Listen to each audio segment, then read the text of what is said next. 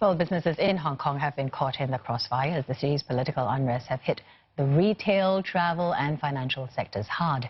Business leaders have pleaded for protesters to end the violence amid fears that the economy could pummel even further. Now, Afifa Arifin tells us more. Hong Kong's airport authorities are still reeling in the crippling effect of the disruptions. Peaceful sit-in protests morphed into scenes of chaos, forcing the authorities to suspend operations. On Tuesday, streams of protesters made their way to the terminals, paralyzing the road traffic to the airport and occupied the departure terminal. Hundreds of flights were cancelled and thousands of passengers were left stranded. The city's ongoing political turbulence is already having a noticeable impact on the city's economy. According to Bloomberg Economics, more than $600 billion of stock market value has been erased since early July.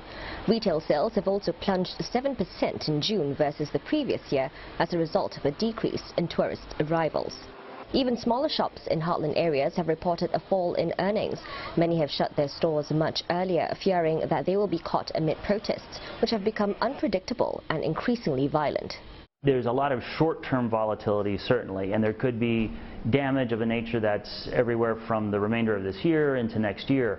It hasn't shown up in a massive way in the figures yet, but we're expecting this will show up more and more. So everything from airlines to, again, the financial services and then property. The business community here have voiced their concerns on the economic impact if the standoff continues and have called for an end to the escalating violence. I've been through these kind of incidents during the Asian financial crisis. I've been through SARS in Hong Kong, and unfortunately this one seems to be worse.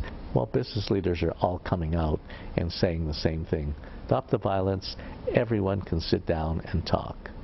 And once that is done, then at least we can move forward. But despite the calls, protesters have remained defiant as mass protests enter the 11th week with no clear end in sight. Observers say the short-term worry is that the economy could be headed for a recession as the unrest piles on the ongoing trade war between the U.S. and China. But an even bigger fear is that the economic downdraft caused by the protests could result in irreparable damage to Hong Kong's reputation as a safe and reliable business hub in the long run.